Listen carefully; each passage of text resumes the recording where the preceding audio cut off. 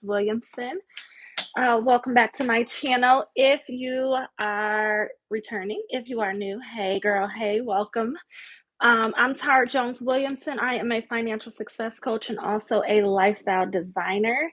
And I wanted to hop on because there is a conversation that needs to be had that I feel the need to speak about as a previous single mother, now married to a previous single father.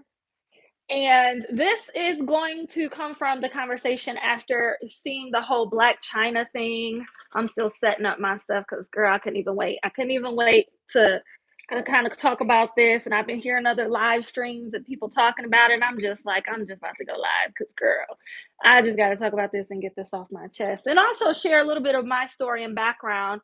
Um, we'll see if that works. But yeah, let's get into this. So Black China basically posted something on social media saying like, "Oh, she had to get rid of 3 of her cars because she has two children's fathers and she doesn't get any child support, allegedly." And so, she had to send 3 of her cars because she got bills and she's a mom. And so then they responded on her post. I'm just kind of giving you the backstory. They responded on her post, like one of the child's father was like, I already have the kid Tuesday through Saturday, and I pay for $40,000 in education for the child, and also I pay all the medical bills, and I pay for all the extracurricular activities. Like, listen to all these things that he does for the child. Like, why would I pay child support?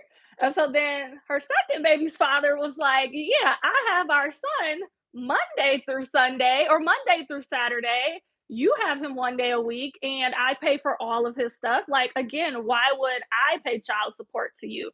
And I am so thankful that they spoke out and said something to them about that on her post, because you would think that if you look at the narrative that she was trying to paint, it would look as if she's not getting any help. Woe is her. She's a single mother out here. She's struggling. Life is hard. She had to give up her assets or things that she's earned in order to afford to pay for her kids' livelihood. And that's not the case. And it's absolutely a slap in the face to women like me who really were single mothers. So to me, Black China is not a single mother. Black China is a single woman, right? And this is why, one of the unpopular opinions that I have is single women, a single mother should date and marry single fathers when they get back out into the dating scene, because they have the same plight, the same issues, versus dealing with single women or single men who absolutely have help with the other children. Now, let me tell you a little bit of backstory about my husband and I, and how this single mother got with this single father, a true single mother and a true single father got together, and now we support each other and we know each other's story and we can empathize and sympathize like no other because we've been in each other's shoes, right? Black China is a type of woman who has a father there, present, paying bills. I can call him whenever I need something. They pick up their kids, they drop off their kids, everything else. For my husband and I, we did not have that, even though our children have 2 sets of parents, right? Like 2 parents. But we didn't have that luxury of depending on the other person to make sure things got handled, right? So let's talk about that a little bit. I had my daughter when I was 21, and before my child's father and I were dating, and he moved to. Well, let me start. We dating, ended up getting pregnant. I ended up telling his grandmother because I was close with his family and stuff, and he was living with his grandmother at the time.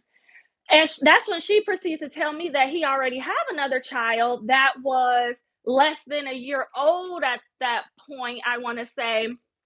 And that he kind of messes with his child's mother, but they're kind of like broken up, but they're not, whatever the case is. And I'm like, oh wow, like that's news to me, didn't even know. Like, he hit that very well, right?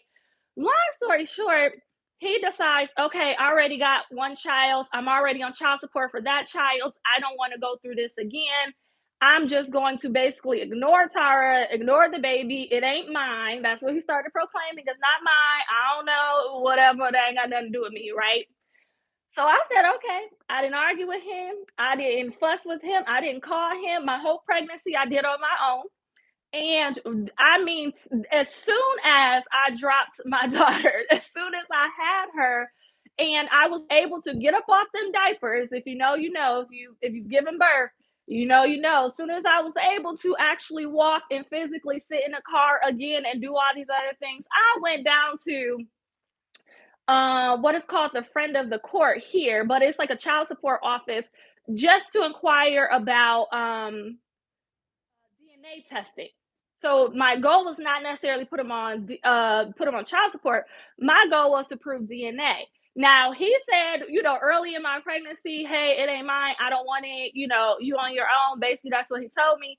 So my thing is, I don't ever want anybody to tarnish my name. So all my goal was to do was to go down to the child support office and just establish paternity in case I needed it later.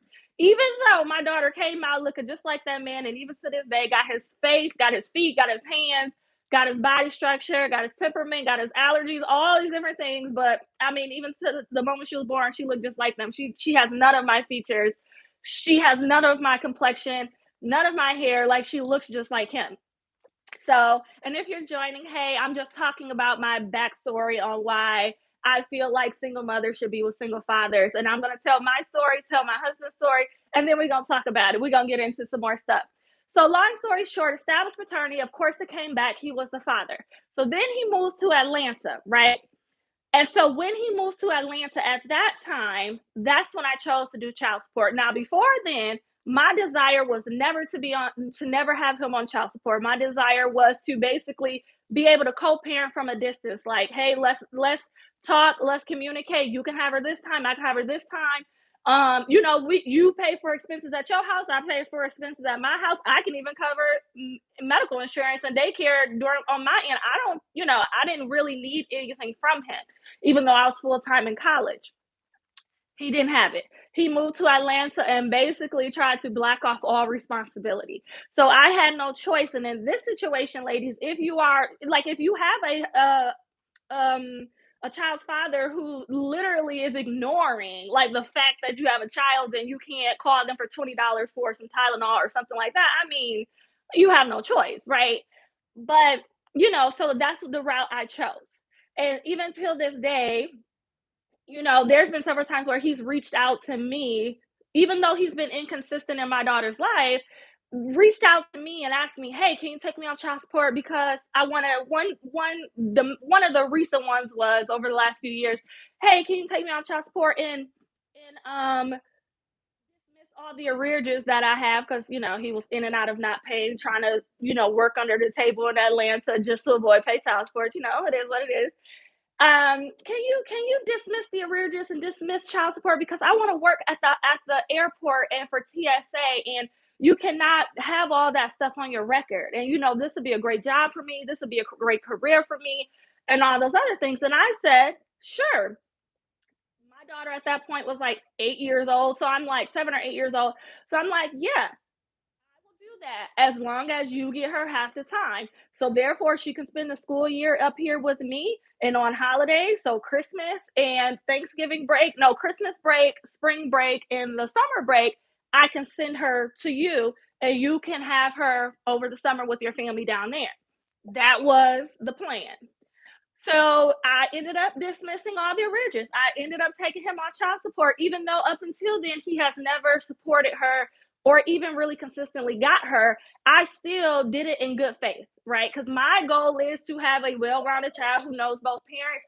If he finally decides to step up, even if it's later, great. You know what I'm saying? Like that's great for her. That's great for him. That's great for me.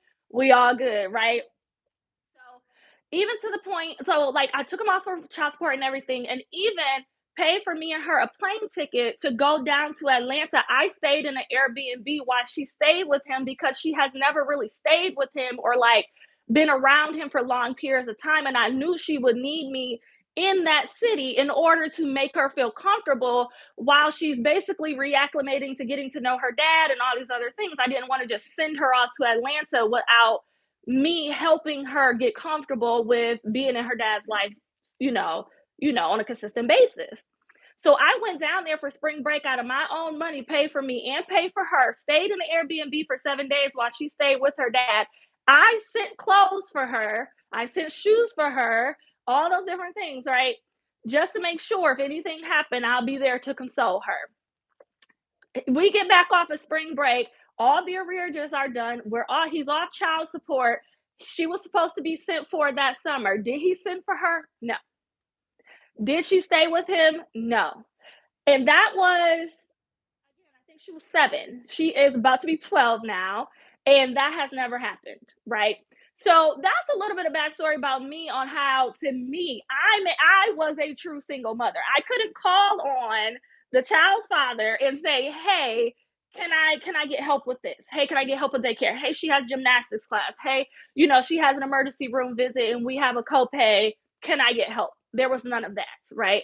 Now, on the other hand, my husband, my now husband, he was a single father. So he was married to a woman. They ended up getting divorced because, she kept cheating on him. And so he kept getting, irritated about that. So they divorced. Now, according to him, all throughout their marriage, he would have to be like the point person for the kids. Like he said, "I remember holding one of my kids and changing a diaper on the other." And just different things like that. Like he's always been the point person. Once they got divorced, he remained the point person to the point where he was just like a single father. So like, the mother was in their life, but she wasn't interested in having them full time. She wasn't interested in having them even half the week. Like she would usually have them like 1 or 2 days out the week. It was a inconsistent schedule. And then maybe every other weekend, but majority of the time he had both of their children. And, it really blocked him from being the man, the husband, the provider, the leader, the covering that he wanted to be and desired to be. Because, as we know, ladies, it's tough dealing, being that only person who brings in the income. So you got to work a 9 to 5. You got to make sure the house is clean. You got to drop and pick up from school. You got to register kids at school. You got to do doctor's appointments. You got to, if you put them in daycare, pick them up from daycare. Like there's so many different moving parts and pieces to having children. If they have any extracurricular activities, who's getting them to and from there, right? So many different things. And so he was the point person for his children, even though he lived in the same city, and the mother of his children were very capable of doing it. She just had no desire to. Now, before anybody say anything in the comments, I don't label and women bad or good mother and fathers, right? That's all subjective. And at the end of the day, I truly believe how people show up in motherhood and fatherhood is based on what they seen when they were younger. And so, I actually empathize and sympathize not only with my child's father, but also with my husband's ex-wife. I actually sympathize for both of them because the way that they show up as parents is a direct reflection on what they went through as a child. And in all honesty, I think they are doing better than what they were given. So, it is a step up. Now it's to the level of where my husband and I were supported, to where we didn't have to be single parents. No, right? That was frustrating. But, two things can be true at the same time. I can be frustrated with something, but also be empathetic and sympathetic for that person. So I just want to say, and put that out there that I have no judgment towards either one of them. This is just our story. And again, this video is being made to show single women and single mothers and single fathers truly can empathize and sympathize with each other and come together and make a powerful team. Now back to my husband's story. So basically it was to the point where he couldn't even work the hours that he wanted to work, and he had to find a job that he really wasn't in his purpose and in his passion about, because he had to pick a job that had the right hours in order to pick the kids up to and from school, to and from daycare, making sure he get enough time off, or he had flexible schedule where he could take them to doctor and dental appointments. Like my husband has always registered them for school. If something happens at school, they do not call their mother. They call him because he's the one that, unfortunately has to pick up everything. Like she just wasn't interested in showing up in that way for them. And so obviously somebody has to do it. So he made sure he did. And so I remember he and I got engaged. And I remember the first time I went to his apartment, and his apartment was a little messy. I'm a clean and neat person. I'm just like my mother and father in that way. We're very clean and neat. So, and he's not so much, which is fine, but I remember seeing his papers on the table, and he had went into the bathroom and into his bedroom, right? And I was sitting at the table, and his W-2s from that year, his W-2 from that year was sitting on the table, and I seen how much he made that year, which was decent and adequate. But in my mind, the first thing I said was, the moment he has help, the moment he has a teammate that can help him, oh my gosh, his potential in earning and what he can do is going to exponentially increase, right? So that was during our dating phase. My husband and I got married, and that was in 2019. We got married in 2020. During the pandemic, my husband doubled how much he brought in. His W-2 from the year that we got engaged in 2019 to the year that we were married, his tax return, his W-2 looks dramatically different because he was able to position himself into a new career that he and I talked about, and I kind of encouraged him to take. He did a new career path where he's in sales, got an unlimited cap on how much he can make per month. His income has exponentially grown, exponentially. And even in 2021, it has, he even progressed more than that, and it blows both of our minds, right? Because during the pandemic, 2020 and 2021, we're in the middle of a pandemic where people are getting laid off, people are getting fired. My husband is getting like crazy amounts of goals met. He's breaking records at his company. He's getting recognition. He's getting bonuses. He's getting commissions out of this world that nobody ever had in his career, in his position that he's in. Nobody has ever done that. And he went from being a single mother, a single father, worrying about whether he was gonna, who was gonna pick up his kids, how he was gonna get them to and from, what they were gonna do, to really being able to focus on his career. Now, the other thing is, he was able to go from, he's an assistant pastor at our church. My father-in-law, aka my father-in-law, he um he owns, him and my mother-in-law own a church. They pastor a church and they own it. So my husband is the associate pastor, an assistant pastor, or whatever they call him. He went from making, doing a sermon when he could, maybe one time a month, one time every other month. Now my dad has positioned him to where he preaches on Sundays 2 to 3 times a month. Like, he's able to come home, his kids are fed, kids are managed, they're happy, they're thriving, the homework is done, they're bathed, they're clothed, they're fed, the house is clean. He don't have to worry about cleaning the house. He don't have to worry about picking up and dropping off. He don't have to worry about anything but what he desires to do, which is to be a spiritual covering, which is to be a pastor, which is to be a provider, which is to be a protector. He does not have to play that mom and dad role anymore. And not only did he increase his level of providership, he's also increased his level of output for God. Right? He's also been able to study more, get deeper into his word, create more sermons, study deeper into biblical history. He's really into like biblical history, biblical foundation, things like that. He was really able to go deeper. And I understood that in I understood my role was to take that off his plate. Because as a single mother, I understand what it's like to be the only one picking up and dropping off your kids, the only one going to doctor's appointments, right? Before I became a full-time entrepreneur, I was working at a major manufacturing company in corporate as a quality engineer. My daughter's allergies flared up, and that's when we started to learn that she was allergic to eggs and dairy and soy and milk and all these different things. I was up. There was times where I had to take a week and a half off just because she had hives and she had allergy induced asthma, to where I couldn't even work. There were times where if I don't work, I don't eat. And I'm sitting here with my 5-year-old looking at me like, okay, you're having trouble breathing to where you can't go to school, you can't go to kindergarten, you can't go to first grade like this. But also, where am I going to take you, because I'm your mother? I didn't have her father there who was still bringing home income, to where if I needed to take time off to nurture my child and make sure she was healthy and breathing and all these breathing treatments every 2 or 3 hours, I didn't have somebody there providing that for me.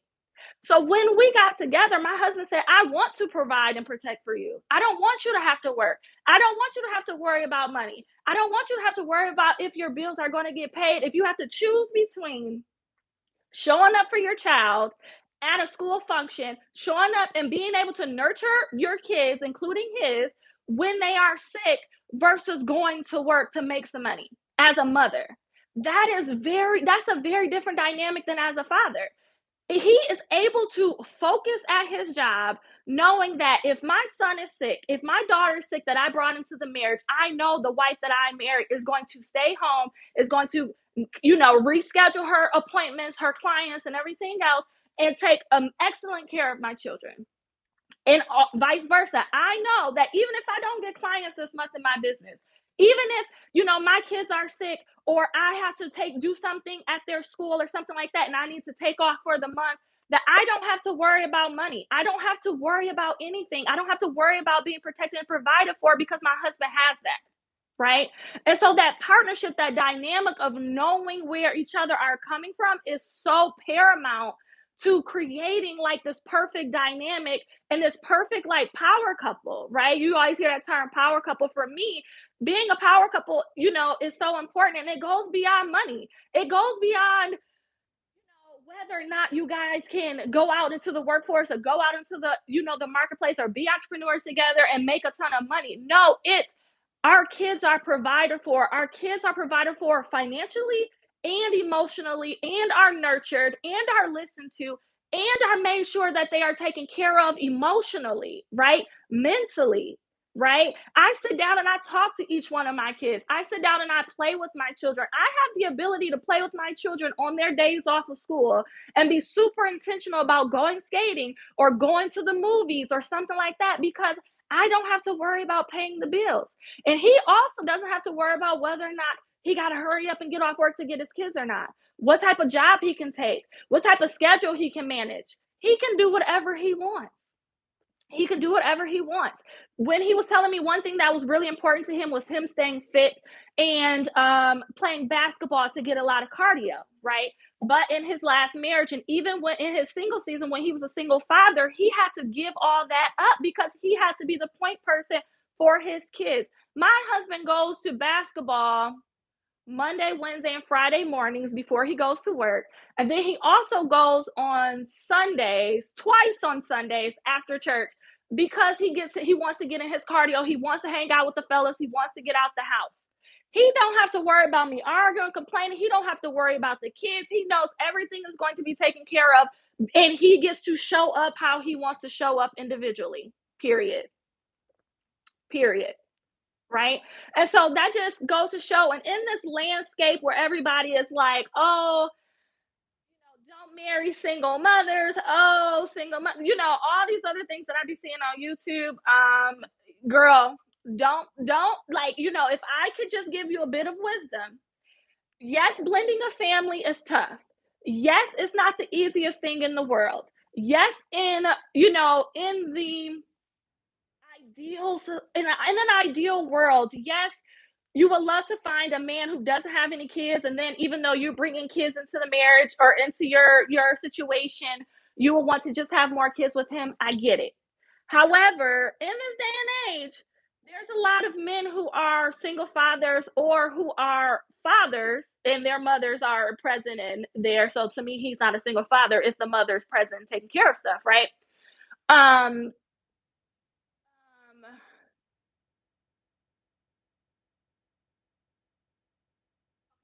I'm just looking at the comments. So I'm gonna look at the comments here. Yeah, I just think if you get with somebody who knows your plight and who's sensitive to your plight, you're going to have better success in the dating and marriage category. So I'm looking at the comments, and one person said he married up. Thank you, sweetie, for saying that he married up. Another person said, so you and your husband are like Will and Jada, or Oprah and Stedman. I wouldn't say we are like either one of them. First of all, I think Oprah and Stedman. And Will and Jada, I don't really even know their backstory or their marriage. I just never took the time to like dig deep into their marriage. But no, I'm pretty much a stay-at-home mom, and I work from home at my home-based business, where I think most women should do because they get the ability to make their own schedule and to thrive and be able to support their children and things like that. Versus fighting in the marketplace and trying to level up and going to corporate and getting knocked down a peg every chance you get by other men. I just think men should be out there fighting and women should be in the home. So we are not like Oprah and Stedman or not like Will and Jada. Um, Please, why are you getting it mistaken? They are telling single men with no children it is better if they don't marry a single mother. That's different than a married from okay. So yes. Okay, thank you for correcting me. I truly believe that men with no children, single men with no children, would pair very well with women with no children. Not to say you can't, right? So before my daughter, I did date a guy for we were in a relationship for 3.5 years, and he was a great friend to Taryn. We didn't like call him her dad or anything, but she did know him and he was awesome. He didn't have any children, and he absolutely adored Taryn and actually wanted to marry me, but there were some issues that was going on, and so I just declined his proposal. But yeah, yes, I do think that is probably going to be more likely that women who are single with no children and men who are single and no children will pair better. And then people who have children and people who have women who have children and men who have children get together, they will pair better because they are kind of on the same playing field. The husband who pays for another man's child is no longer respected and honored by women. Women have changed. Men must change also. It does not pay to take on a woman's children today. Okay, that was US lawyer. I respect everybody's opinion here. I'm not here to change nobody's opinion of how they feel. Hey, Whitney. Hey, girl. Hey. My husband took on my children and I took on his children. I came in with one into the marriage. He came in with two. And so, there's situations like that that happens all the time. And I do agree the mindset of women nowadays as a whole is very different than the mindset of women back in the day. A lot of women are very self-centered, very focused on themselves, and I'm sure you can extrapolate that from out of, if you go back and watch this whole video from some people that I've described in this video, they're very self-centered and self-pleasing. And so I do get that. So, I wouldn't want to be a man out here. And I'm so glad I'm married. And me and my husband say that every day. We are so glad we are out of the dating pool. We are so glad that we met each other when we did and that we decided to just really come together and really support each other and each other's children and even make children of our own. Somebody put, I enjoy listening to you talk about your husband because it seems every time you mention him, your face seems to light up. You might be actually telling the truth. My husband is the bomb. Let me tell y'all, like, my husband is the bomb. And it's not what he does, it's just who he is. Like, I just enjoy being around him. I'm sure if he sees this, I have him comment in the comments, like, it's to the point where I'll be like, "Can you just stay home today?" And he's like, "So you just want a broke man?" I'm like, "No, but you could just stay home one day." My husband is very driven, very focused, and I love being around him. Like, me and him are like homies. Like, we watch movies together. He got me into Marvel. We like Bible study and read together. Iron sharpens iron. Like, we get sit in the bedroom. You hear me? It's me and him against our preteens because our preteens are trying to take over and they ain't going to. We already know how that goes when it comes to their attitudes. But yes, I just adore my husband. My husband is just absolutely amazing, and he is my biggest cheerleader, and I'm his biggest cheerleader. And anything I can do to support him, I be on it. You hear me? I be on it because I want my husband to thrive as an individual. I am not here to say, gimme, gimme, gimme. I am here to say, what can I do to serve you? And he is the same way. He is the same way. Does anybody else have any questions or comments? When are you going to do a collab? Oh, you know what? On my channel, if you go back, I do have him we talking about like the engagement process and what we did as far as like first meeting and start talking about wedding stuff. That's in the wedding series. But he don't be liking to get on camera that much. I'll try to get him to get on a thing. Maybe I'll post like a Q&A on what y'all want us to talk about, questions you want us to answer, and then we can get on and answer them. That would be fun. That would actually be really fun. All right. Well, I'm going to go if y'all don't have any other questions. Thank you so much for joining. Whitney said, cheers to you and your happiness and teamwork with your husband. Yes, team of work. We got thrown right in. Again, this is my first marriage. This was his second marriage. We have 3 kids total together. And so it definitely requires teamwork. It definitely requires us to put our pride to the side and put our own personal selfishness to the side, because I do think selfishness can serve you, but when it comes to you really focusing on your family and not focusing on yourself, you got to put that selfishness to the side and sacrifice and say, okay, what's going to work for the best of the person that I love, but also from the team that we're building. All right, you guys, thank you so much for watching. Let me know in the comments if you like the video and if you like any questions. And if you are just joining, go back and watch the replay, because I talk about my husband's journey and also my journey from single fatherhood and single motherhood on both sides. And so, very interesting dynamic. And Black China ain't no single mother. I say that to say that girl is not no single mother. She is a single woman, right? She has another parent helping her raise her children. So that's a slap in the face for us single mothers and single fathers that, my husband and I used to be, and those who are truly out here doing it by themselves. All right, so take care, you guys. See you in the next video. Bye.